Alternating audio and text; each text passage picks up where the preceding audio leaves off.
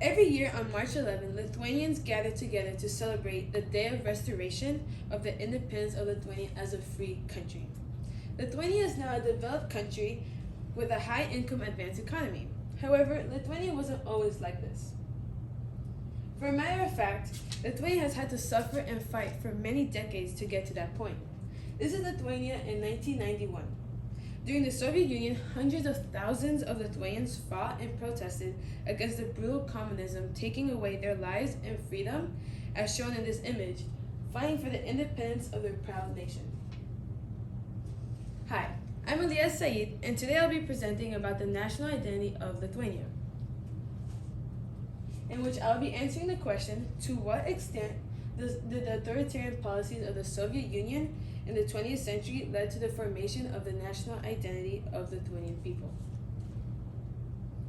My argument is that in the 20th century, the authoritarian policies in the USSR led to the formation of the Lithuanian people due to the deprivation of freedom and censorship.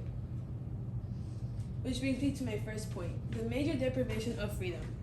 Soviet communism brought extensive traumatic changes to the region of Lithuania, and as the Soviet Union took control of the country, they began a campaign of terror, targeting people declared to be enemies of communism.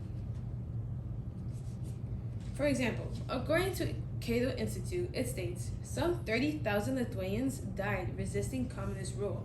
Another 105,000 were sent to labor camps or deported elsewhere in the USSR.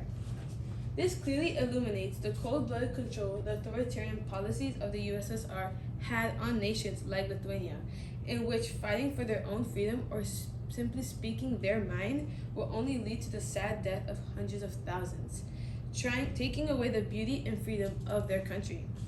To continue, according to this chart, it demonstrates the fact that about 40 million people in 1917 to 1987 in the Soviet Union were killed by labor camps, in which this inhumane statistic simply puts into perspective how many people were taken away from their families and everyday lives to be trapped in the harsh, brutal conditions of camps and not make it out alive. That is the definition of being stripped from one's freedom. Furthermore, the source Holocaust in Lithuania states that the Soviets also began to nationalize farms, factories, and mines, transferring both people and equipment inland as part of their economic strategy. This illustrates the way authoritarian policies took away the normalcy of life and freedom, taking away any piece of identity and happiness they once had. No Lithuanian citizen were allowed to live in peace without lethal and cruel acts of Russia and Germany. Lithuanians were not allowed to identify themselves with their country, but instead they were Russified. While the USSR tried erasing as much history from the Baltic states as they can and branding everything as Russian, this brings me to my second point, censorship. Well, what exactly did the USSR take away?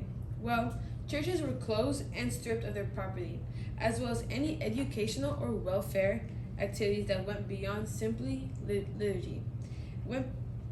Common cultural practices were no longer allowed, and the Soviet Union suppressed religion by targeting religions based on state interests. Religious property was confiscated, believers were harassed, and religion was ridiculed, while atheism was propagated in schools. Well, during the USSR, the Stalinist leadership implemented the strictest form of censorship.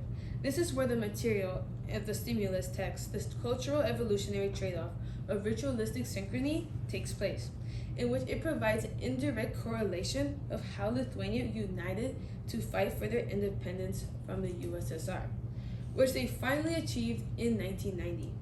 This was able to happen by using ritualistic synchrony. For example, the source states, synchrony also increases perceptions of social bonding, prosociality towards the in-group, and the ability to get along with group members even in difficult environments. What the people of Lithuania faced was known to be one of the most gutting experiences known to man. However, here they are thriving today in today's modern world united, in which they sacrificed themselves in putting efforts in opposition to the Soviet Union to fight. which is a prime example of ritualistic synchrony in which how they work together to get where they are today. For example, the Union of Lithuanian Freedom Fighters was established in opposition to the Soviet government on December 26, 1940, as well as the Lithuanians Activist Front, where they rebelled against Soviet troops. Unfortunately, according to the author in University of Central Arkansas, it states approximately 4,100 Lithuanians were killed during the rebellion, yet they refused to back down. Now, although some may argue that the authoritarian policies of the Soviet Union were brought on by the Lithuanian collaboration with Germany in World War II, it's simply not true, due to two main reasons. Number one, a very, very small percentage of Lithuanians actually collaborated with the Germans. And number two, authoritarian policies were there way before then this collaboration happened. In which, according to deepbpedia.org, the Lithuanian auxiliary police battalions were Schutzmannschaft battalions formed during the German occupation of Lithuania between 1941 and 1944. In which only very few of these groups took place, and they did not have large numbers of Lithuanians participating. As well as the fact you can see that these groups first started in 1944, 1941, and while the USSR actually started in 1922, with authoritarian policies being implemented from the very beginning, evidently discrediting the thought that authoritarian policies were not the primary factor of Lithuanians' national identity. In conclusion, the USSR robbed the people of Lithuania of their identity, beliefs, and religions, killing hundreds of thousands of people and suppressing the nation itself from being the nation they strive to be. Yet, in the end, due to the detrimental impacts of these authoritarian policies, it allowed Lithuanians to fight back for their country and identity. This is my works cited page. Thank you. Do you want me to ask you questions? Yes. Okay. Any questions? All right. What evidence did you gather that you didn't use, and then why didn't you use it?